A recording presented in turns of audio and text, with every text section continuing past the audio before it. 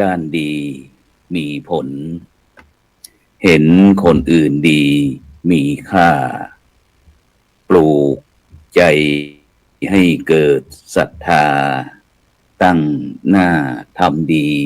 มีคุณมองโลกด้านร้ายไกลกลับใจรับแต่เรื่องเครื่องคุณเหนื่อยหน่ายเลิกล้างทางบุญชีพวุ่นแท้แน่เอ่ยขอกล่าวคำว่าธรรมสวัสดีกับบรรดาท่านผู้ฟังท่านผู้ชมทุกท่านที่กำลังติดตามช่องธรรมะเป็นทีมทีวีออนไลน์กลุ่มพระสงฆ์อุบาสกอุบาสิการ่วมกันเผยแผ่ธรรมะออนไลน์ไลฟ์สดทาง Facebook ทาง YouTube แล้วก็สถานีวิทยุเครือข่ายคลื่นสีขาวชาวประชา8จังหวัดภาคเหนือไม่ว่าเป็นบรรดาท่านผู้ฟังท่านผู้ชมที่อยู่ทางจังหวัดน่านจังหวัดแพร่จังหวัดลำปางจังหวัดพะเยาจังหวัดเชียงรายจังหวัดแม่ฮ่องสอนลำพูนและก็เชียงใหม่หรือว่าบรรดาท่านผู้ฟังที่ติดตามทาง FM 104.50 เมกะเฮิรตซ์วัดฝายหินจังหวัดเชียงใหม่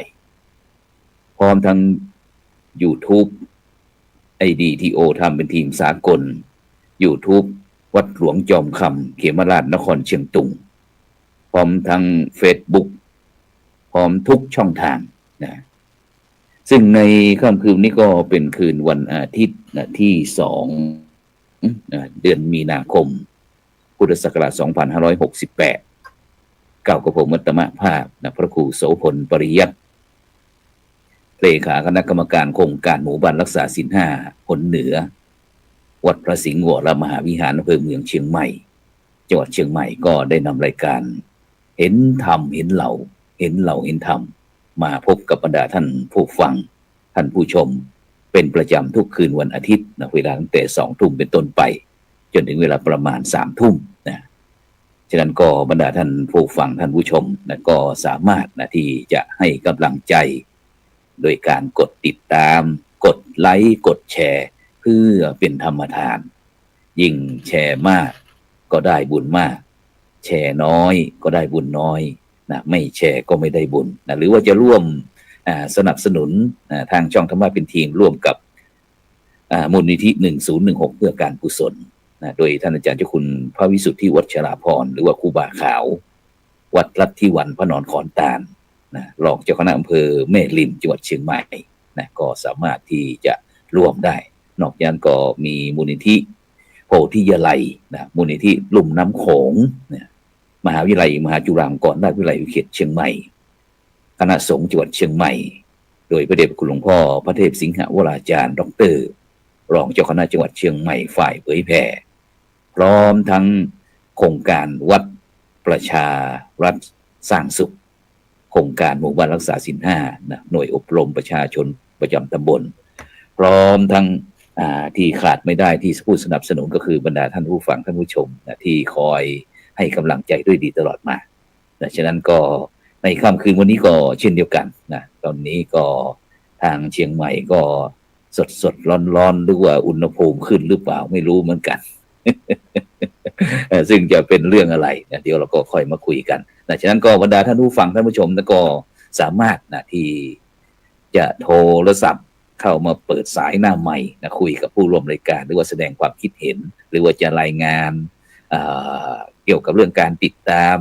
ทางการไลฟ์สดของเราฟังจากไหนอยู่แห่งหนตำบลใดจังหวัดไหนก็โทรศัพท์เข้ามาได้ที่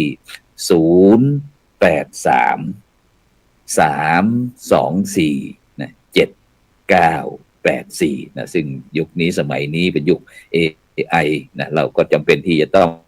เห็นทั้งภาพเห็นทั้งเสียงเพื่อที่ความสมบูรณ์แบบฉะนั้นบรรดาท่านผู้ฟังท่านผู้ชมก็สามารถคุยฝึกออกก็ได้มาคุยหรือว่าเอาเสียงออกก่อนก็ได้ฉะนั้นก็อย่าลืมโทรมาที่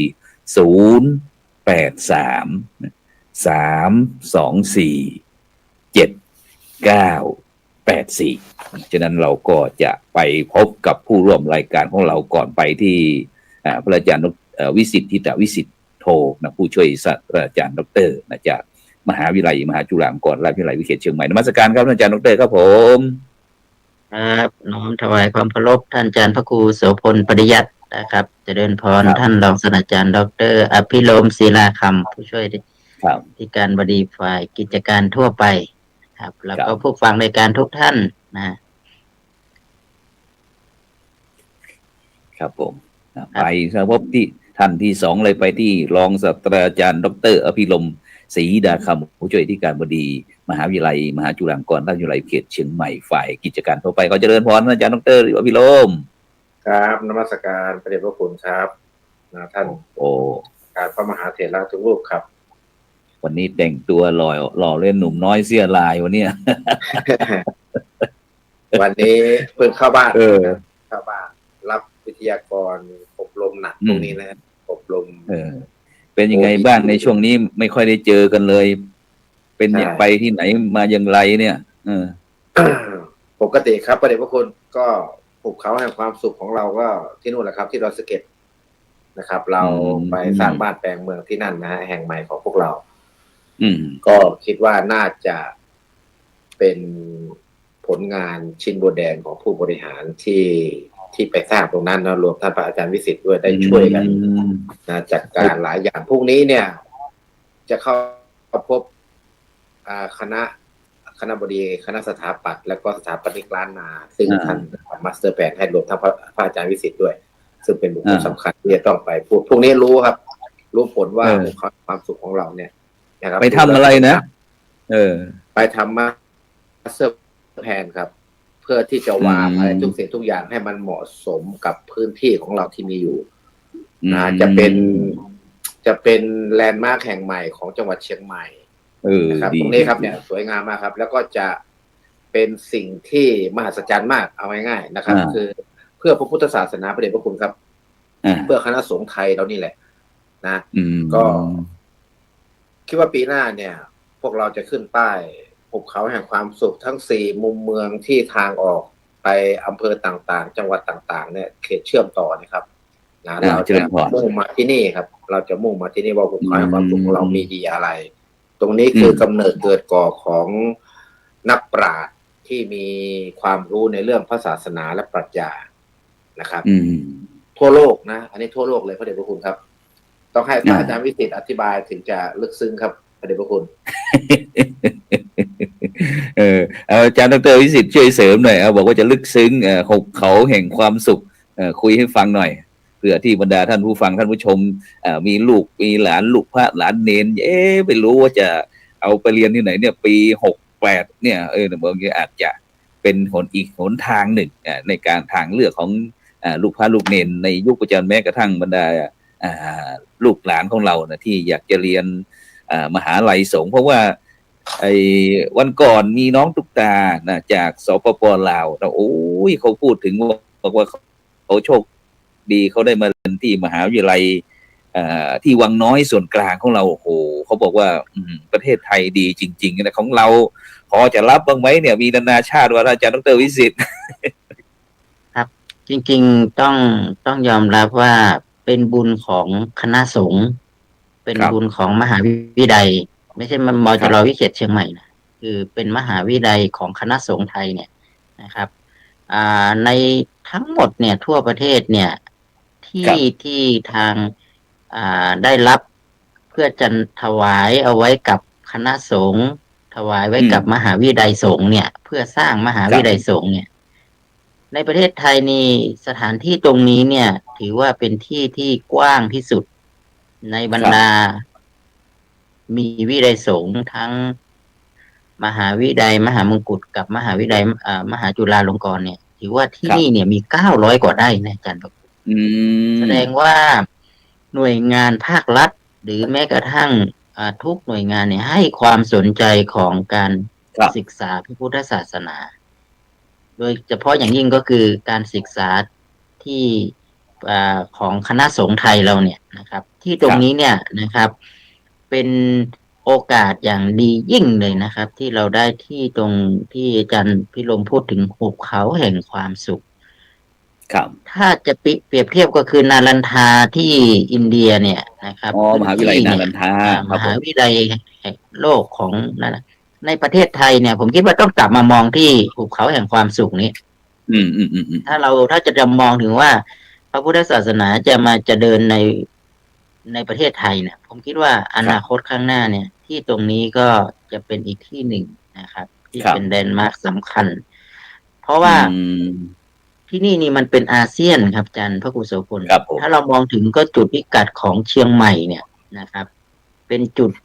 ใหญ่ที่สุดนะบรรดา 8 ครับ จังหวัดภาคเหนือเรานี่ก็คือเชียงใหม่นะถ้าเราพูดถึงเชียงใหม่ เราพูดถึง ครั นั บ กบุญแห่งล้านนาเนี่ย เราก็พูดถึง อืม ที่เชียงใหม่นะครูบาเจ้าศรีวิชัยใช่ไหมครับ ครับ ทั้งที่เราจะมาถึงเชียงใหม่ เราก็มองถึงองค์พระธาตุลอยสุเทพอย่างเงี้ยนะครับ ดังนั้นเนี่ยแลนด์มาร์คที่สำคัญมหาวิทยาลัยสงฆ์ที่เป็นแห่งมหาวิทยาลัยสงฆ์ของคณะสงฆ์ไทยเนี่ย ผมว่าต่อไป ครับ ข้างหน้าเนี่ย ที่ผมพูดนี่คือสถานที่นะ มั ครั น บผม สถานที่กว้างใหญ่กว่ามหาวิทยาลัยมจรวังน้อยอาจารย์พระครูโสพ อื ล ม คือมันกว้างขนาดนั้นนะครับ ของมหาวิทยาลัย 900 กับ 6 ไร่ใช่ไหมครับ ซึ่งได้รับอนุญาตจากกรมป่าไม้นะครับ ป่าไม้ ให้ เนี่ย ใช้ นะครับ ใช้สอยใช่ไหมครับ ใช่สอย อันนี้คือ แล้วมันเป็นป่าครับอาจารย์พระครูโสพล ครับ นะครับ มันเป็นป่าแล้วเป็นหุบเขาแห่งมีความพร้อมอุดมสมบูรณ์ตอนนี้ขาดอย่างเดียวคือขาดที่เราจะออกแบบยังไงที่มันจะเป็นทำให้มันเป็นบ้านแห่งความสุขในหุบเขาแห่งนี้ อืม ผมก็ ครับ เชื่อว่าอนาคตข้างหน้า สถานที่ตรงนี้จะเป็นสถานที่รองรับ พุทธบริษัททั้ง 4 นะครับ มาทั้งไม่รู้ ผมว่าน่าจะเป็นอาเซียนน่ะ ต่างประ ค เท รับ ศ ผม เพราะตอนนี้เรามจรเราครบ 40 ปีที่ผ่านมาอาจารย์ครู ครับ เรา เราได้ ครบ จัด แล้ งา วน เรา 40 มี ปี ลูกศิษย์ ค ลู รับ กหาเนี่ย ทั่วประเทศนะ อินเตอร์หมายความว่าอินเตอร์ ทั่วประเทศที่ นานาชาติเนอะ เดินทางมาศึกษาเดินทางมาปฏิบัติกับเราใน ครับ ที่สุด แล้วมจรวิเขตเชียงใหม่เนี่ย ประมาณ 60% เป็นนักศึกษาอาเซียนครับ ครั เป็ บ น ผม นักศึกษาที่มาศึกษา ทั้ง พระพุทธ ประ ศา เท ส ศพ นา ม่า ประเทศลาวกับ ทั้งนั้นเลยครับ จี ที่ น เข้ามา เวียดนามเขมร เรามีเป็นพันกว่ารูปนะอาจารย์พระครูพันกว่ารูป ค ครับ น ผ น่ะ ม ครับผม มันมีเราก็เลยมองว่าโอ้ถ้าเราสามารถพัฒนาที่ตรงนี้เนี่ย เราไม่ได้มองถึง ครับ เพียงแค่ในประเทศไทยเนาะเรามอง ครับ ถึงอาเซียน เรามองถึง ครับ ความเป็นสากล อืม นะครับ ตอนนี้เรา ฉะนั้น ก็ นอก เริ่ม จาก จะ ที่ เปิด จะ หลัก เป็น สูตร มีศูนย์การเรียนแล้วเห็นว่าจะมีการสร้างวัดถวายนักบุญแห่งล้านนาไทยบุรพาจารย์ของเราพระสงฆ์นักพัฒนาด้วยใช่ไหมครับอาจารย์ครับ ถ้าเราพูดถึงสถานที่ตรงนี้เนี่ย เราก็คิดว่ามันเป็นโอกาสที่เราจะได้สร้างวัดมหาจุฬาเป็น ครั น บ โยบายของท่านอธิการบดีครับ ท่านอธิการ ครับ บดีท่านให้นโยบายว่าเราควรจะสร้างวัดเอาไว้ อืม ในมหาวิทยาลัยนะครั ครับ บ อย่างน้อยก็คือจะได้เป็นที่พำนักของพระ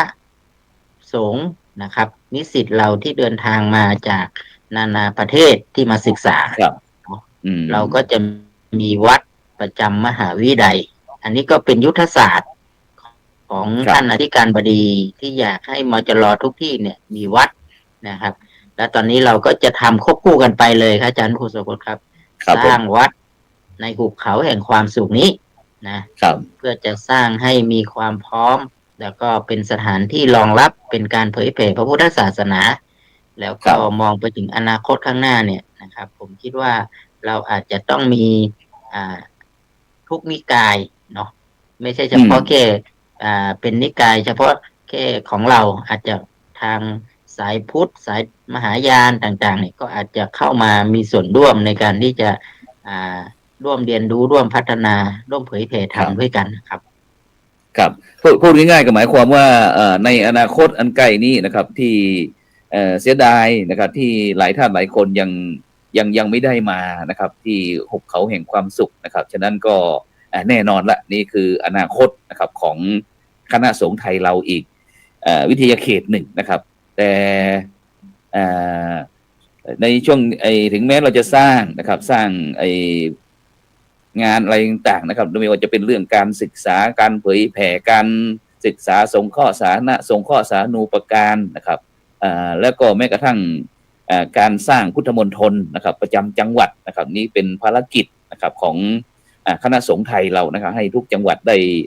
ทำงานเหมือนกันนะครับแต่เชียงใหม่เราก็ถือว่าสุดยอดนะครับแต่ในช่วงนี้ก็ถือว่าเชียงใหม่เราก็สุดยอดเหมือนกันกำลังฮอตนะครับ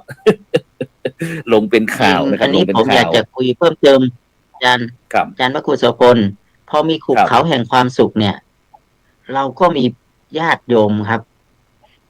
พอเราพูดถึง ครับ เราจะสร้างวัดเนาะอาจารย์พระครูเนาะ อืม ไม่ว่าทางมหาวิทยาลัยเชียงใหม่ ทางมหาวิทยาลัยแม่โจ้นะครับ มหาวิทยาลัยต่างๆ ที่อยู่ในเชียงใหม่เนี่ย ก็เหมือนกับอยากจะมาร่วมกันสร้างวัด สร้างหุบเขาแห่งความสุขนี่อาจารย์นะครู ครับ เพราะจริงๆแล้วเรามหาวิทยาลัยสงฆ์เราเนี่ยเรายังขาดความรู้เนาะขาดความรู้ด้านเรื่องของการจัดทำมัตเตอร์แปลนจัด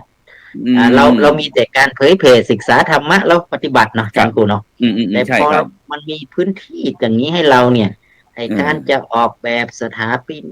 ไอสถานตรงนี้มันจะอยู่ตรงนี้จะเหมาะเกี่ยวกับสุขภาพนู่นนี่นั่นอะไรต่างเนี่ย เราไม่มีองค์ความรู้ด้านนี้ครับอาจารย์ครับ ใช่ครับใช่ มันจึงเป็นโอกาสนะครับ โอกาสที่เราจะได้มีได้ร่วมกันสร้าง โดยเฉพาะยิ่งมหาวิทยาลัยเชียงใหม่เนี่ยทางคณะสถาปัตย์มชเนี่ยที่อาจารย์พิรมพูดถึงเนี่ยเขาก็อยากทำบุญใหญ่ก็คือทำยังไงที่จะมีส่วนร่วมในการออกแบบร่วมกัน สถาปนิกล้านนามหาวิทยาลัยแม่โจ้เห็นไหมอาจารย์ครูมันไม่มีมหาวิทยาลัยไหนที่จะสามารถรวมกลุ่มคนที่มีจิตที่เป็นกุศลนะที่จะมาร่วมกันทำภูเขาแห่งความสุขที่ผมบอกว่าภูเขาแห่งความสุขนี้ต้องกลับมาร่วมกันสร้างไม่ได้เป็นลักษณะว่ามาจะรอนะมันไม่ใช่ผมมองว่านี่คือวัดมหาวิทยาลัยแสดงว่าสถาบันการศึกษาทุกที่เนี่ยก็มาร่วมกันสร้างวัดนี้ใช่ครับนะครับเพราะเป็นสัญลักษณ์ของการศึกษาที่อาจารย์พิรมขึ้นเนี่ยที่อาจารย์เห็นนี่คือประตูเข้านะประตูเฉยๆนะอาจารย์นกุศลนะครับว่าเราทำไมเราถึงต้องทำให้มันเห็นความวิจิตรขนาดนี้ก็เพื่อที่จะให้เห็นว่าตรงนี้เนี่ยเราพูดถึงเรื่องพระไตรปิฎกครับเห็นไหมครับอาจารย์ครับเห็นไหมครับ มันคือพูดถึงคำสอนนะพูดถึงคำสอนนะครับนะ84,000 พระธรรมขันธ์เนี่ยพูดถึงเรื่องนี้เลยนะครับเรารวมกันขนาดนี้เล่มครับพระไตรปิฎก45 อันนี้เราก็ทำเป็นไตรปิฎกะนะครับ ที่บอกว่าแข่งขึ้นอย่างเงี้ยเราพูดถึงความเจริญรุ่งเรืองในอนาคตการเผยแผ่การปักลงคำสอนเอาไว้ในมหาจุฬาหรือมหาวิทยาลัยของวิทยาลัยสงฆ์ผมคิดว่าอนาคตข้างหน้าเนี่ยมันก็จะเป็นสิ่งที่จะลึกไว้แต่ถ้าเราทำเล็กๆเนาะมันก็รู้สึกว่าจะไม่การสถาบันการศึกษาของเราเนี่ยโอ้หลายภาคส่วนที่เข้ามาเนี่ยอย่างนี้ครับนะมันต้องทำให้เห็นแล้วก็ทุกคนจะได้รู้สึกว่ามันการมีเข้ามามีส่วนร่วมนะครับเพียงแค่เราเดินผ่านประตูไปเนี่ยขนลุกเลยนะอาจารย์ทุกคนครับขนลุกคือผมเดินผ่านเข้าไปในขนลุกเลยอาจารย์ถ้าอาจารย์ครูลองผ่านเข้าประตูเข้าไปในขนลุกเลยเข้าไปยังไม่ซึ่งก็ผมคิดว่าน่าจะเป็นความหวังนะครับของมหาวิทยาลัยภาคีเครือข่ายของเราที่คาดหวังไว้กับคณะสงฆ์ของเรานะครับมหาวิทยาลัยวิทยาเขตเชียงใหม่ของเราว่า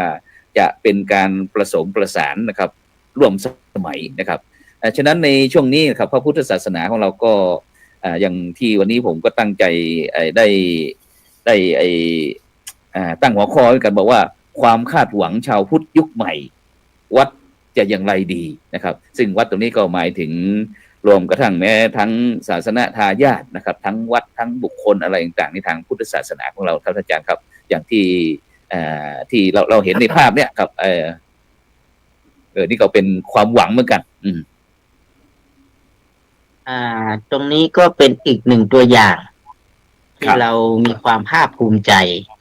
ด้วยของความเป็นนักบวชเนาะเป็นสถาบันการศึกษาที่เราเห็นนี่คือลูกเนนที่เป็นสาณทายาทที่มาจากนานาประเทศครับ จารย์พระครูโสพลเราไม่ได้ทอดทิ้งบวชในพระพุทธศาสนา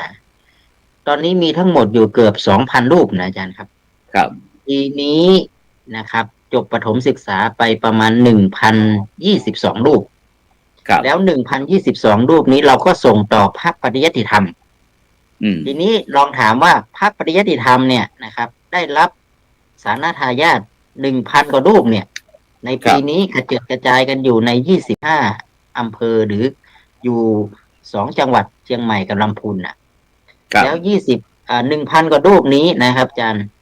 อนาคตข้างหน้าคือต้องมาที่หุบเขาแห่งความสุข สาธุครับนะครับแล้วก็เป็นสานาทายาทที่เป็นนักบวชมาจากลุ่มแม่น้ำโขงเราไม่ได้มองถึงว่ากลุ่มนี้นะครับตอนนี้เราสามารถพูดได้ชัดเจนว่าเราจัดประถมศึกษาถึงระดับปริญญาเอกให้กับนักบวชในพระพุทธศาสนายังไม่มีเป็นแห่งเดียวในประเทศไทยเนาะเป็นแห่งเดียวในประเทศไทยยังไม่มีสถาบันไหนที่จัดประถมศึกษาให้กับนักบวชเนี่ยนะจัดประถมไปถึงระดับไม่มีมหาวิทยาลัยไหนใช่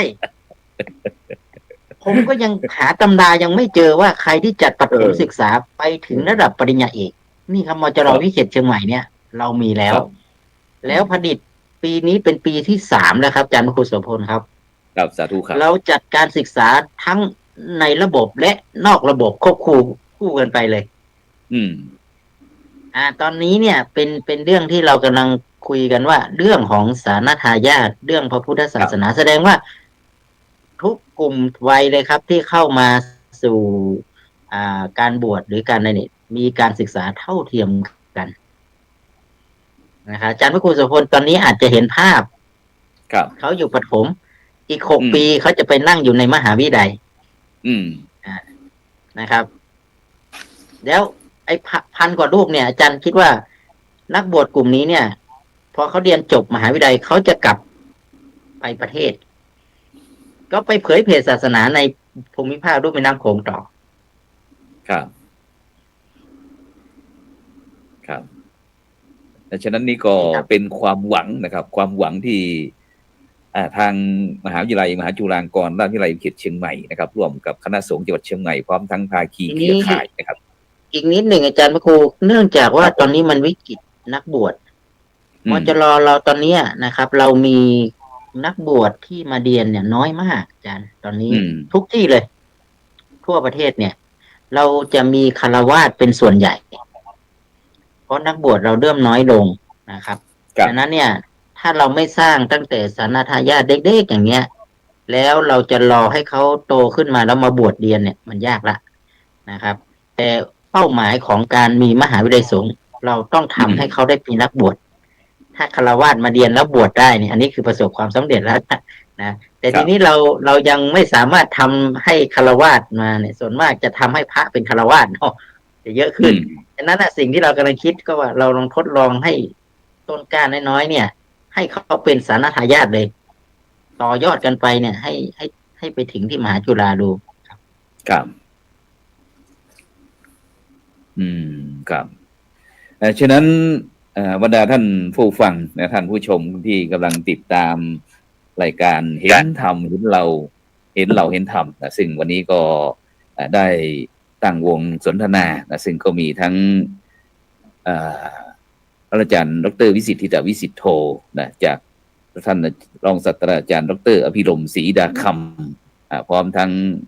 กับผมธรรมภาพพระครูโสพลปริยัตินะซึ่งวันนี้ก็ต้องขอบคุณ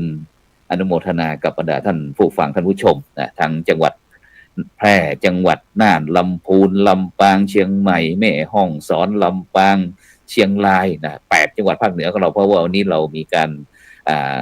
ไลฟ์สดไปสู่สถานีเครือข่ายขึ้นสีขาวชาวประชา8 จังหวัดภาคเหนือโดยความเมตตาของท่านอาจารย์พระครูอภิวัฒนวิกรมรองเจ้าคณะอำเภอดอยหล่อวัดปากทางเจริญซึ่งวันนี้เราก็มาคุยให้กับบรรดาท่านผู้ฟังท่านผู้ชมว่ามหาวิทยาลัยมหาจุฬาลงกรณราชวิทยาลัยเขตเชียงใหม่คณะสงฆ์จังหวัดเชียงใหม่พร้อมทั้งภาคีเครือข่ายเนี่ยเราได้ทำอะไรนะเพราะว่าในปัจจุบันนี้เราก็ต้องยอมรับจริงว่ายุค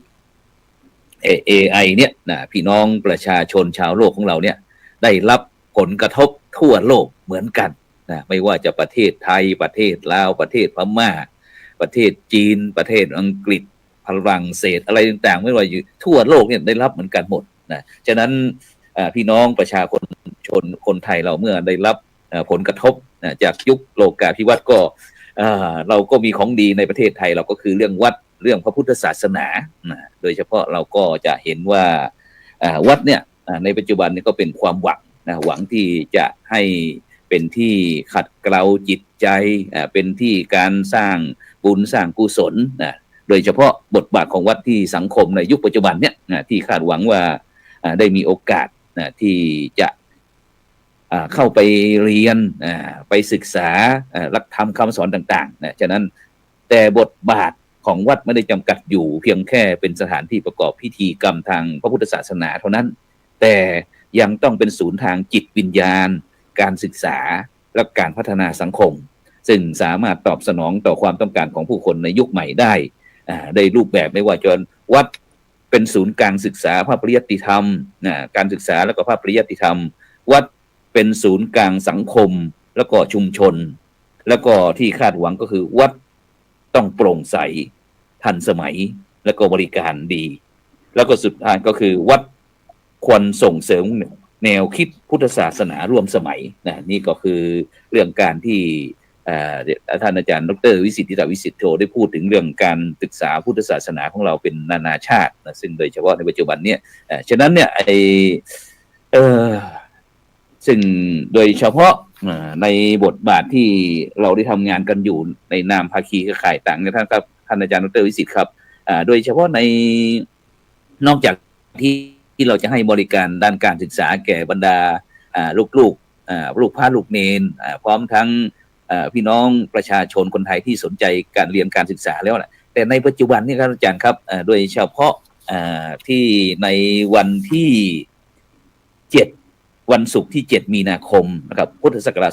2568นะครับซึ่งเราทางศูนย์ไก่เกลี่ยนะครับข้อพิพาทภาคประชาชนนะครับตำบลพระสิงห์ก็ในนามคณะสงฆ์จังหวัดเชียงใหม่นะครับก็จะได้มีโครงการถวายความรู้นะครับทางกฎหมายแก่เจ้าคณะพระสังฆาธิการคณะสงฆ์จังหวัดเชียงใหม่นะครับพร้อมทั้งภาคีเครือข่ายครับเพื่อที่จะส่งเสริมสิทธิและหน้าที่และแก้ไขปัญหาเรื่องการละเมิดสิทธิเสรีภาพนะครับในวันที่7มีนาคมนะครับที่จะถึงนี้ที่ห้องประชุมโรงเรียนดอยสะเก็ดพดุงศักดิ์ตำบลเชิงดอยอำเภอดอยสะเก็ดจังหวัดเชียงใหม่นะครับฉะนั้นก็อยากจะนิมนต์ท่านอาจารย์ได้ช่วยพูดถึงเกี่ยวกับเรื่องโครงการนี้สักนิดหนึ่งครับเพื่อที่เราจะได้สนทนากันต่อไปครับผม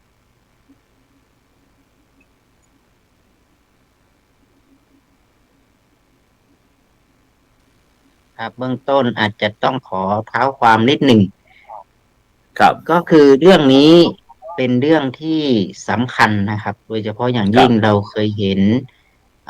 สิ่งที่สำคัญที่สุดถ้าเป็นมติมหาเถรสมาคมหรือเป็นข้อระเบียบคำสั่งจริงๆเรื่องนี้มันเป็นความร่วมมือระหว่างกรมคุ้มครองสิทธิและเสรีกับมหาเถรสมาคมแต่เราก็ไม่ค่อยพูดกันเนาะเราไม่ค่อยพูดกันเรื่องของที่ว่าทำไมพระสงฆ์เราเนี่ยนะครับจะต้องมารับรู้เรื่องนี้เนื่องจากว่าปัจจุบันเนี้ยนะครับพระสงฆ์หรือวัดเป็นนิติบุคคลเนาะแล้วก็วัดเนี่ยก็โดยพระสังฆาธิการก็เป็นพูดง่ายๆก็คือเป็นบุคลากรที่ต้องปฏิบัติตามกฎหมายฉะนั้นด้วยบทบาทหน้าที่ของการเชื่อมโยงกันเนี่ยแล้วก็วัดเนี่ยเป็นสถานศูนย์กลางนะครับในการที่จะแก้ปัญหาความทุกข์สุขของชาวบ้านนะครับแล้วทีนี้เนี่ยที่คณะสงฆ์ของจังหวัดเชียงใหม่และก็มหาวิทยาลัยมหาจุฬาลงกรณ์วิเขตเชียงใหม่เนี่ยนะครับได้มีโอกาสเข้ามาอบรมในหลักสูตรซึ่งเป็นหลักสูตรที่ทางกรมคุ้มครองสิทธิ์เนี่ยนะครับกับมหาเถรสมาคมแล้วก็มหาวิทยาลัยได้ทำความร่วมมือกันนะครับจึงเป็นหลักสูตรของศูนย์ไกลเกลี่ยขึ้นมา แล้วเราเนี่ยมีโอกาสได้เข้าไปอบรมพออบรมเสร็จ ครับ ผมคิดว่าเป็นเครื่องมือที่สำคัญเนี่ย ครับ อบรมเสร็จแล้วเราก็กลับมาก็ขึ้นทะเบียนกันเลย อืม นะครับ พอขึ้นทะเบียนกันเมื่อ แล้วเราก็ได้รับการขึ้นทะเบียนตั้งเป็นศูนย์ไก่เกลี่ยกัน3 แห่ง ครับ อืม นะครับ ในจังหวัดเชียงใหม่เรานี่นะ อืม เป็นของพระสงฆ์นะครับ ที่ผ่านมานี่เรามี100 กว่าศูนย์เนี่ยในจังหวัดเชียงใหม่160 กว่าศูนย์ อืมอืมอืม แต่ไม่เคยมีของพระสงฆ์ไม่แต่ศูนย์เดียว ถ้าพูดถึง ฉะนั้น แม้กระทั่ง16 จังหวัดภาคเหนือก็มีแต่ที่นี่ใช่ไหมอาจารย์กันเนาะ ครับที่ 16 นี่ จัง ค ห รั วั บ ดภาคเหนือเรา 16 ภาคเหนือก็มีแค่นี้ครับ3 ศูนย์ ฉะนั้นเนี่ย ครับ มันเป็นเรื่องที่ ทำไมเราถึงลุกขึ้นมาท อืม ำลุกขึ้น ครับ มาทำนะครับ คือเราไม่ได้ทำโดยพละการ แต่เคยมีมติมหาเถรสมาคมให้เราทำเรื่องนี้ครับอาจารย์พระครู ครับผม ทำเรื่องนี้แหละนะครับ เนี่ยครับ ให้เราทำเรื่องนี้กันนะครับ อืม เนี่ยครับ ให้เจ้าคณะจังหวัด เจ้าคณะอำเภอในพื้นที่76 จังหวัดนะครับ แล้วในกรุงเทพด้วยนะอาจารย์พระครู อืม พร้อมเจ้าคณะแขวง งั้น อืม สาธารณสงเคราะห์ให้วัด เออ เป็นศูนย์ช่วยเหลือชาวบ้าน เออ ไก่เกลี่ยข้อพิพาทในการเรียนรู้แล้วพัฒนาคน เห็นไหมอาจารย์ครูเคยเห็นมติที่ออกมา ในที่สุดเราก็เห็นช่องทางว่าตรงนี้เนี่ย เป็นน่าจะเป็นประโยชน์ที่ให้พระสงฆ์จะได้ความรู้เกิดขึ้นนะครับ ครับ ดังนั้นเราก็เลยร่วมกับกรมคุ้มครองสิทธิ์แล้วก็ยุติธรรมจังหวัดอาจารย์ครูครับ ครับผม จะเป็นการจัดงานถวายความรู้ให้กับเจ้าคณะพระสังฆาธิการ ครับ นะครับนำร่องก่อนนะครับ ครับผม 3 อำเภอเนาะอาจารย์นุกโทนนำร่อง อืม 3 อำเภอนะครับ ก็คืออำเภอดอยสะเก็ด ครับโดยสะเก็ด อำเภอ สันกำแพง สันกำแพงแล้วก็แม่อ่อน ครับ นะครับ แม่ออนครับ3 อำเภอ ด้วยศูนย์ไก่เกลี่ยคณะสงฆ์จังหวัดเชียงใหม่นะครับที่ตั้งที่วัดพระสิงห์เนาะนะครับ ซึ่ง ครับ อาจารย์พระครูโสพลปริยัติเนี่ย ท่านเป็นประธานศูนย์ไก่เกลี่ยในนี้ก็จะจัดถวายความรู้ ภูมิใจซะเหลือเกิน แล้ว หนึ่งเดียว เราจะจัดถวายความ เออ ถวายความรู้นะครับ แล้วทีนี้เราก็จะเชิญศูนย์ไก่เกลี่ยที่เป็นของคฤหัสถ์ ภาคประชาชนของที่เป็นชาวบ้าน 3 อำเภอเนี่ยนะครับ มาเจอกับพระคุณเจ้า มาเจอกับพระสังฆาธิการ ครั เสร็ บ จแล้วก็ให้ลงไปทำงานร่วมกัน อืม เห็นไหมครับ พระก็ ครับ จะเข้าไปเป็นที่ปรึกษา นี่ ครับ พระก็จะเข้าไปเป็นที่ปรึกษานะครับ พอเข้าไปเป็นที่ปรึกษาเนี่ยนะครับ บทบาทของพระสงฆ์ ครับ ก็จะเป็นผู้นำด้านศูนย์ไก่เกลี่ยขึ้นมาทันที อืม แล้วเราก็มีความตั้งใจว่าเราอยากจะเปิดศูนย์ที่เป็นของพระเราทุกอำเภอครับอาจารย์พระครูสมบูรณ์ครับ เป้าเราตั้งเป้าไว้อย่างนั้น เรามี25 อำเภ จัง อ หวัดเชียงใหม่ ครับผม ครับ หลังจากที่เสร็จในวันที่7 นี้ ที่7 เราก็จะได้พื้นที่ของอำเภอต่างๆ ว่าพระเดชพระคุณหลวงพ่อเจ้าคณะอำเภอเจ้าคณะตำบลที่มารับการถวายความรู้เนี่ย ว่าจะเอาสถานที่ตรงไหนเอาวัดตรงไหนเป็นสถานที่ประสานงานในอำเภอนะครับ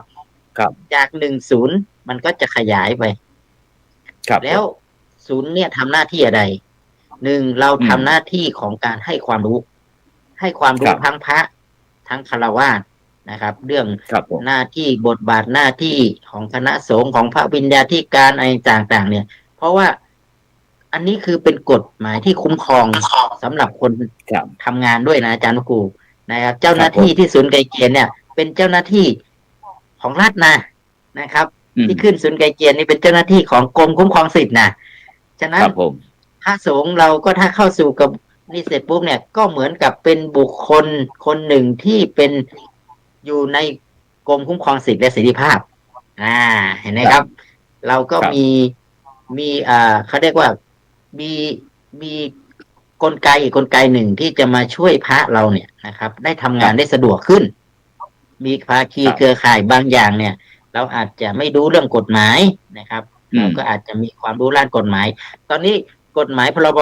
คณะสงฆ์นี่เอาไม่อยู่ครับ ในวัดนี่นะครับ ผม มันมีทั้งกฎหมายอย่างอื่นอีกเยอะแยะเนาะที่เข้ามาเนี่ย เราก็ควรที่จะต้องรู้ นะครับ ครับ พระสงฆ์เรามีความรู้เรื่องกฎหมาย ต่อไปมหาวิทยาลัยก็อาจจะต้องเปิดเนี่ยอาจารย์พิรมอาจจะต้องเปิดสาขาด้านกฎหมายถวายให้กับคณะสงฆ์เราเคยเปิดพรบการปกครองคณะสงฆ์ให้กับนะครับมหาวิทยาลัยเนี่ยก็จัดบทบาทนี้แล้ว แต่ถ้าเกิดเราอบรมแล้วมีพระสังฆาธิการสนใจเรื่องกฎหมายจะเข้ามา ต่อไปอาจารย์พิรมอาจจะเปิดหลักสูตรรัฐศาสตร์ ที่มจรวิเศษเชียงใหม่ ก็เป็นการตีคล้องร้องเปล่าในหลักสูตรใหม่เห็นไหมเพื่อสนองงานให้กับคณะสงฆ์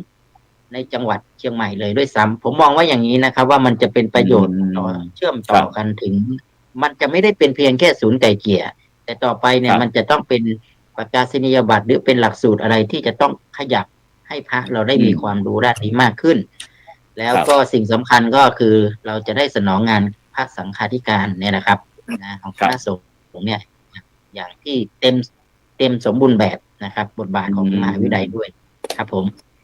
ครับสาธุครับงั้นเราจะไปที่รองศาสตราจารย์ดร.อภิรมย์ศรีดาคำนะครับในฐานะที่เป็นทั้งผู้ช่วยอธิการบดีนะครับมจร.เขตเชียงใหม่ฝ่ายกิจการทั่วไปนะครับแล้วก็เป็นรองประธานศูนย์ไก่เกลี่ยข้อพิพาทภาคประชาชนนะครับคณะสงฆ์จังหวัดเชียงใหม่อาจารย์ดร.ได้ยินอย่างนี้แล้วเป็นยังไงบ้างเนี่ยสบายใจถามความรู้สึกหน่อยสบายใจสบายใจสบายใจยังไงช่วยขยายหน่อยสบายใจก็คือว่าตอนนี้พระสงฆ์รุ่นใหม่เนี่ยเริ่มที่จะเข้าไปช่วยเหลือพี่น้องประชาชนโดยเฉพาะแล้วก็คณะสงฆ์ด้วยไม่ได้ละเลยคณะสงฆ์นะครับศูนย์ไกลเกลี่ยภาคประชาชนเนี่ยพวกเราไปอบรมกันมาเนี่ยโอ้โหเรามีองค์ความรู้มากมายเห็นพระสงฆ์เข้าไปอบรมด้วยมีพระครูแล้วก็ท่านพระอาจารย์วิสิทธิ์โอ้ก็ดีใจพระสงฆ์เข้ามาเนี่ยนะพระสงฆ์เราถูกหลอกเยอะเรารู้แต่พระธรรมวินัยจริงๆแล้วเนี่ยพระธรรมวินัยเนี่ยก็คือกฎหมายบ้านเมืองนั่นเองนะพระธรรมก็คือเชิงรัฐศาสตร์ส่วนพระวินัยก็คือนิติศาสตร์นะครับแต่พระสงฆ์เราเนี่ยก็เคร่งแต่วินัยครับนะพอมาเจอกฎหมายไทยครับเราเห็นได้จากในอดีตที่ผ่านมาพอเอากฎหมายไทยมาจากพระธรรมวินัยเนี่ยซึ่งมันผิดฝาผิดตัวก็คือเอาคนที่ไม่อยู่ในไม่ได้อยู่ในคณะสงฆ์เนี่ยมาจัดการพระสงฆ์อย่างเงี้ยเพราะฉะนั้นต่อจากนี้ไปเนี่ยผมเชื่อมั่นว่าพระสงฆ์ที่มีความรู้ในเรื่องเกี่ยวกับการไกลเกลี่ยหรือว่ากฎหมายทั้งหลายเนี่ยที่จะมาประยุกต์ใช้พระสงฆ์เนี่ยควรจะดูแลพระสงฆ์เองเสร็จแล้วกฎหมายบ้านเมืองเนี่ยถ้ามันผิดนะครับก็ค่อยว่ากันมันไม่ยากอย่าด่วนตัดสินใจว่าเอากฎหมายบ้านเมืองมาจับพระสงฆ์ที่ประพฤติอะไรบางอย่างที่เขาคิดว่ามันผิดเห็นไหมครับตอนนี้คือสมณศักดิ์คือสมณเพศคือสมณศักดิ์แล้วเป็นไง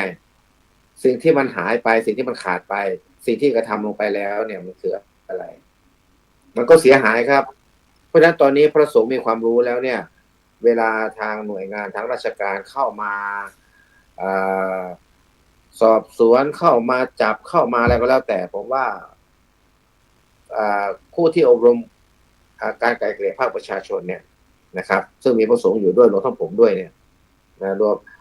คือจริงแล้วเนี่ยผมเองเนี่ยก็เข้าไปใกล้ชิดกับคดีหลายคดีเหมือนกัน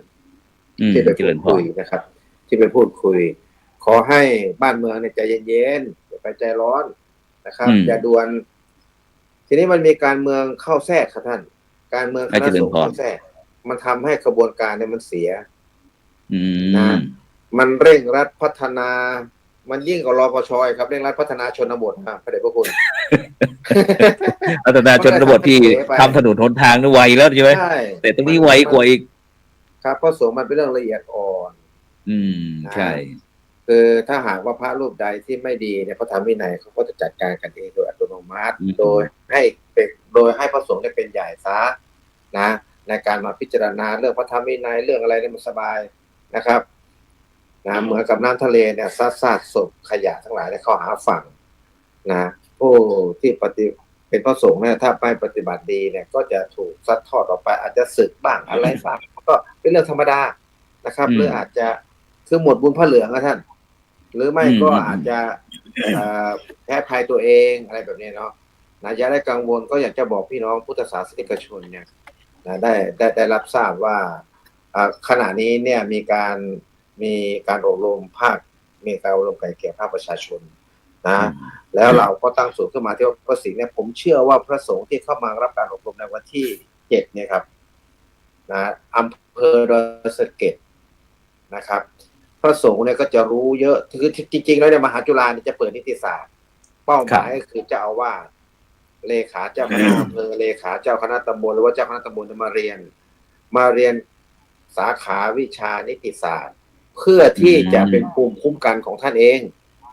นะถ้าพระสงฆ์ไม่รู้กฎหมายเนี่ยแล้วเผื่อทางบ้านเมืองเข้ามาเนี่ยนะหรือว่าอะไรก็แล้วแต่เล็กๆน้อยๆเนี่ยเข้ามาเนี่ยคือมาในทางที่ไม่ดีก็แล้วกันพระสงฆ์ก็กลัวเนาะกลัวเพราะว่าท่านเองไม่ได้สนใจเรื่องกฎหมายหรือว่าไม่มีความรู้เรื่องกฎหมายท่านก็โอเคนะให้เข้ามาทำอะไรก็ได้เพราะท่านไม่อยากจะต่อสู้อะไรกับพี่น้องประชาชนหัวดำๆอย่างผมหรอกนะบางทีก็เสียหายนะครับจริงๆแล้วพระไม่ได้ผิดอะไรวัดไม่ได้ผิดอะไรแต่ว่าท่านไม่อยากจะโต้เถียงไม่อยากจะขึ้นศาลอะไรแบบเนี้ยนะครับถ้าพระได้เรียนนิติศาสตร์เนี่ยต่อจากนี้ไปเนี่ยผมคิดว่าญาติโยมที่คิดไม่ดีนะว่าคิดอยากจะทำลายมีเยอะนะต้องบอกกับพี่น้องประชาชนเลยว่ามีเยอะพวกที่หากินกับพวกคุณเจ้านะต้องบอกเลยฮะแม้กระทั่งแก๊งคอเซ็นเตอร์ในปัจจุบันนี้คุณเจ้าก็ตกเป็นเหยื่อเยอะเข้าไปอาศัยวัดเนี่ยที่เข้าไปทำลายพระสงฆ์ที่ไปทำลายวัดเนี่ยเยอะนะแต่ก็มีพี่น้องพุทธศาสนิกชนเนี่ยเข้าไปช่วยเหลือพระนะก็ทำให้เบาบางลงไปแต่ถ้าเกิดว่าพระเนี่ยได้รู้กฎหมายเองแล้วเนี่ยต่อจากนี้ไปเนี่ยผมคิดว่าท่านคงจะมั่นใจเนาะในการพูดคุยกับคนเหล่านั้นหรือว่าโต้ตอบนะด้วยข้อกฎหมายหรืออะไรพวกเนี้ยคือหลายวัดนะพระเดชพระคุณครับที่มีความขัดแย้งกันนะเจริญพรมีความขัดแย้งกันพอขัดแย้งกันปั๊บเนี่ยก็นึกถึงทำยังไงจะหาทางออกมีทางออกทางเดียวก็คือการไกล่เกลี่ยนะการไกล่เกลี่ยถ้าอยากจะบินด้วยกันก็คือต้องมาไกล่เกลี่ยถ้าขึ้นศาลแจ้งความเมื่อไรแน่นอนต้องฝ่ายหนึ่งแพ้อีกฝ่ายหนึ่งชนะเพราะฉะนั้นกลุ่มของพวกเราเนี่ยนะก็ตั้งไกล่เกลี่ยศูนย์ไกล่เกลี่ยภาคประชาชนเข้ามาเพื่อที่จะตอบสนองความต้องการของคนในสังคมนะโดยเฉพาะพระคุณเจ้าแล้วก็พี่น้องที่ไม่มีเงินแล้วก็มีปัญหากันพวกเราก็อยากจะไปช่วยไปพูดคุยนะไปเจรจาให้บินด้วยกันอย่าทะเลาะเบาะแว้งกันเลยแต่ถ้ามันเนื้อบากกว่าแรงคุณก็ขึ้นสู่กระบวนการนะทางยุติธรรมของบ้านเมืองนะยิ่งมีเจ้าหน้าที่ยุติธรรมจังหวัดมาพูดคุยด้วยกับเราเนี่ยถือว่าสุดยอดนะพระเดชพระคุณครับส่วนกลางด้วยยุติธรรมทรงยุติธรรมจากส่วนกลางด้วยที่มาคุยด้วยใช่ผมถือว่าสุดยอดตัวนี้ถือว่าพระคุณเจ้าก็เป็นโอกาสที่จะได้สอบถามเกี่ยวกับประเด็นต่างๆที่วัดของท่านมีปัญหาอันเนี้ยมันก็จะเป็นทางออกที่ดีครับผมท่านจริงๆพระคุณเจ้าก็ไม่ควรจะฟ้องใครพระคุณเจ้าถ้าไม่อยากฟ้องใครอยู่แล้วโดยส่วนมากเนาะไม่อยากจะฟ้องใครไม่อยากจะสูงสิงกับใครอยู่แล้วเรื่องขึ้นศาลเนี่ยพระคุณเจ้าท่านไม่ต้องการหรอกแต่มันก็บางทีมันก็จำเป็นจะต้องใช้อุบาสกอุบาสิกาอย่างอุบาสกอย่างผมเนี่ยฮะเข้าไปดูแลพระสงฆ์ครับผมก็ประมาณนี้อาจารย์สาธุฉะนั้นก็อยากจะขยายข้อความของไก่เกลี่ยสักนิดหนึ่งกับบรรดาท่านผู้ฟังท่านผู้ชมกันว่าเรามาคุยกัน2 รอบ 3 รอบ 4 รอบ 5 รอบเนี่ยไม่เข้าใจเลยหมายความว่าการไก่เกลี่ยเนี่ยมันหมายถึงอะไรนะซึ่งบรรดาท่านผู้ฟังท่านผู้ชมนะการไก่เกลี่ยนี่ก็หมายถึงกระบวนการจัดค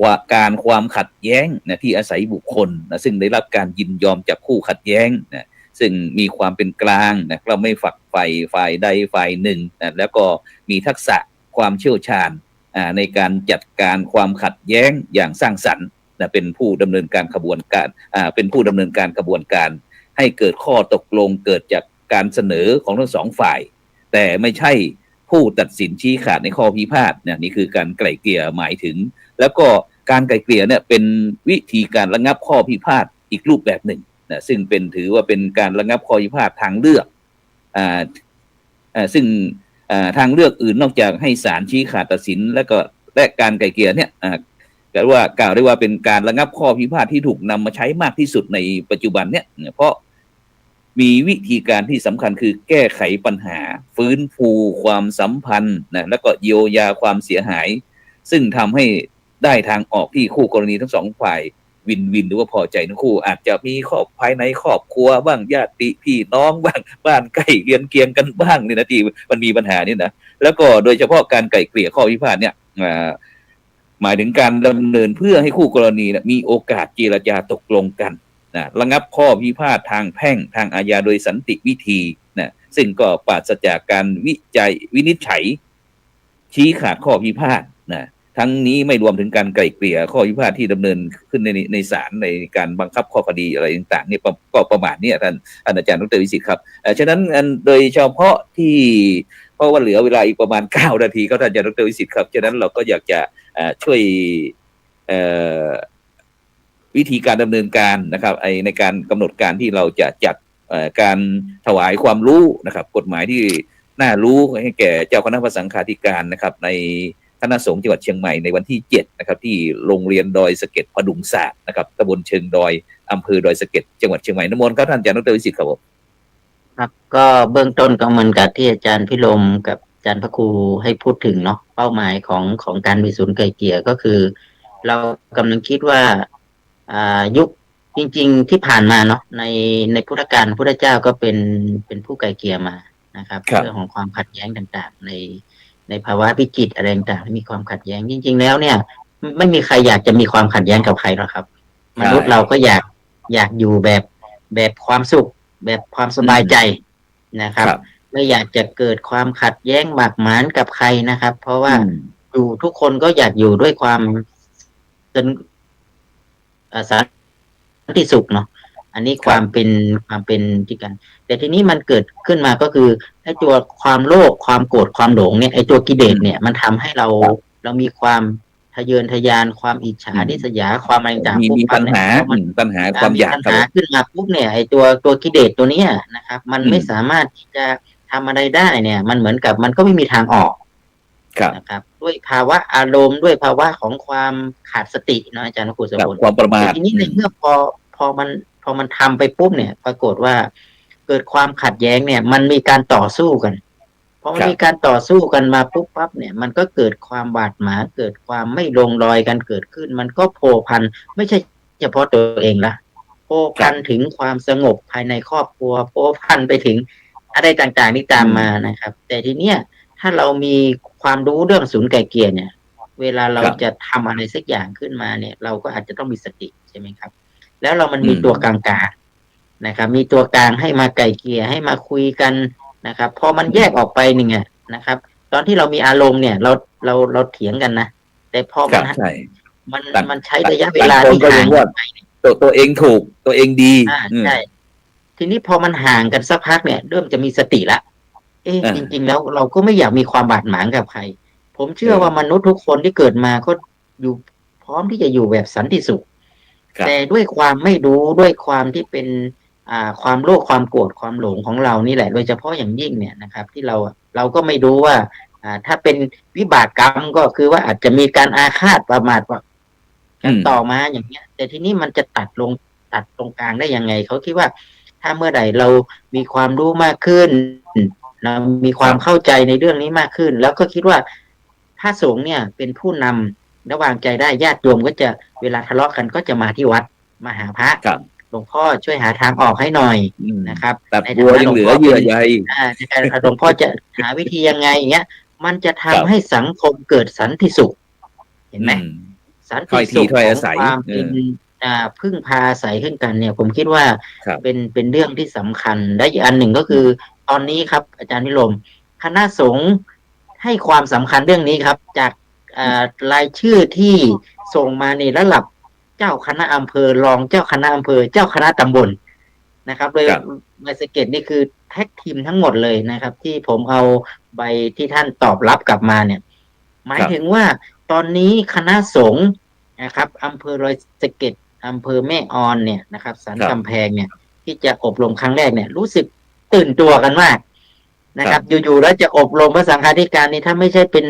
งานสำคัญของคณะสงฆ์เนาะไม่งานจังหวัดงานในต่างนี้ไม่พร้อมเพรียงกันขนาดนี้ผมว่าจะเป็นครั้งแรกนะอาพิรมที่เราจะได้ต้อนรับสนองงานคณะสงฆ์ในบทบาทของศูนย์ไกลเกลี่ยนะตอนนี้เราอาจจะต้องใช้บทบาทศูนย์ไกลเกลี่ยนะครับที่ หนึ่ง เข้า เดียวห มา นึ่งศูนย์นี่ศูนย์ในดวงใจ จะได้มาสนองงานคณะสงฆ์อย่างจริงจังแล้วผมเชื่อว่า ตอนนี้เนี่ยเรายังได้รับความรู้ข้อจากทางกรมคุ้มครองสิทธิและเสรีภาพส่วนกลางด้วย ซึ่งท่านผู้ช่วยรองอธิการบดีท่านจะมาบรรยายพบปะเองเนี่ยนะแล้วเราก็ได้ผอ.ยุติธรรมจังหวัดพร้อมกับทีมงานเนี่ยทั้งทีมเลยเข้าไปช่วย ผมคิดว่าไม่ใช่เรื่องเด็กๆนะครับ ถ้ามันทำแล้วมันสามารถกระจายออกมาได้ แล้วก็หลวงพ่อมาเห็นเหมือนกับพระสงฆ์เป็นมติของคณะสงฆ์ไปเลยครับ ในอำเภอนั้นนะครับจบเลยนะถ้าว่าเราจะตั้งศูนย์ที่อำเภอลอยสะเก็ดเนี่ยคณะสงฆ์ยกมือว่าตรงนี้เหมาะสมนี่เกิดขึ้นทันทีเลยอาจารย์พระครูโสพลผมว่านะเป็นมติได้เลยนะครับ เพราะว่าคณะสงฆ์ที่เข้าร่วมเนี่ยถือว่าให้ความสำคัญนะครับ แล้วก็ตั้งแต่หลวงพ่อรองหลวงพ่อเจ้าคณะอำเภอแล้วก็รองอำเภอมาเนี่ยผมแต่ละรูปนี้ไม่ขาดเลยครับประธานโดยเฉพาะหลวงพ่อเจ้าคณะตำบลทุกตำบลอาจารย์พิรมโอ้โหที่ส่งรายชื่อมานี่นะอันนี้ก็ลองพบกันก็ผมก็คิดว่าขอกราบขอบคุณนะครับ ในความเมตตาของคณะสงฆ์ที่เห็นความสำคัญว่าเรื่องของกฎหมายที่คนรู้ของคณะสงฆ์เราเนี่ยคิดว่าตอนนี้เนี่ยก็เริ่มที่จะจุดประกายให้กับคณะสงฆ์เราหวังว่าวันที่7เนี่ยเราจะคุยกันเรื่องของพรบกฎหมายศูนย์ไกลเกลี่ยให้เข้าใจว่าบทบาทของศูนย์ไกลเกลี่ยคืออะไร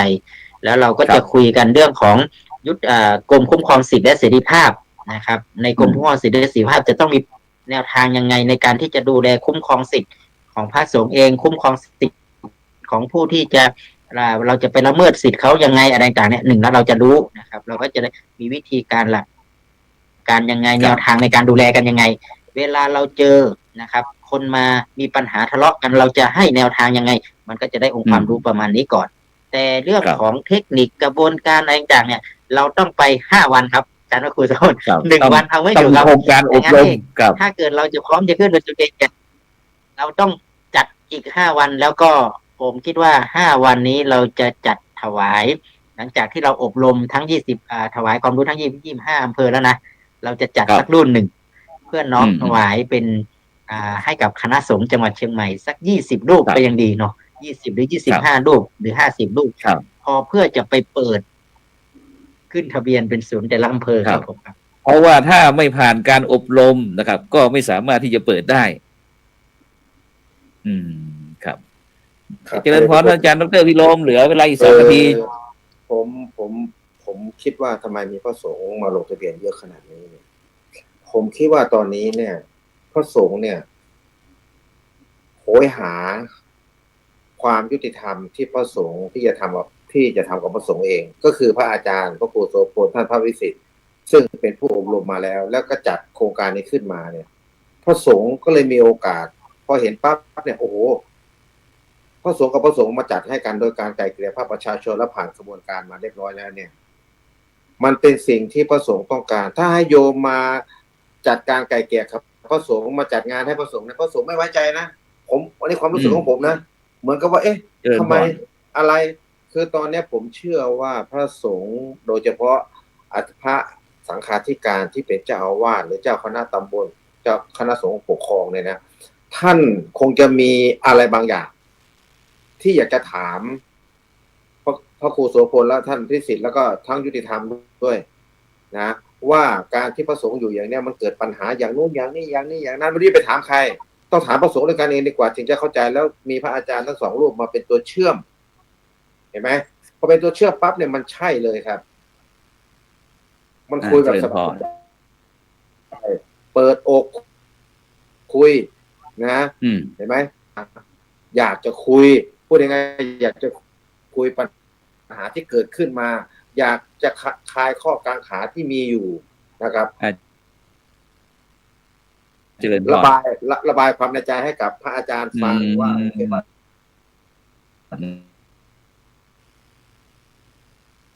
ก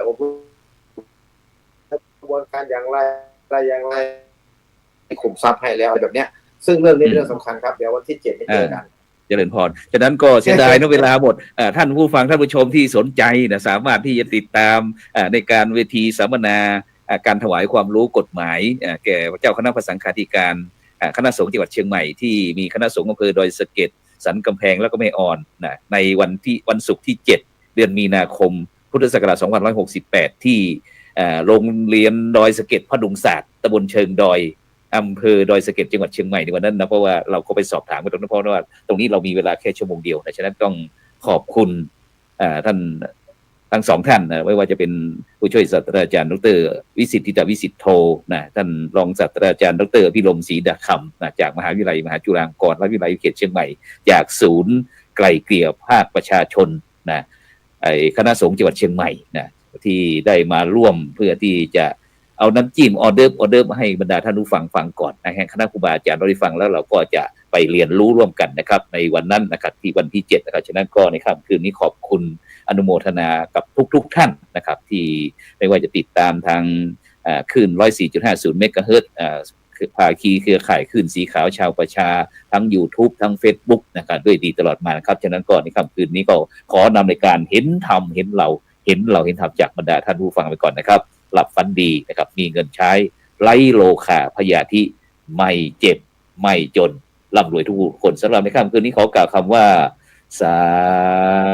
ธุ ครับนมัสการครับพระเดชพระคุณครับ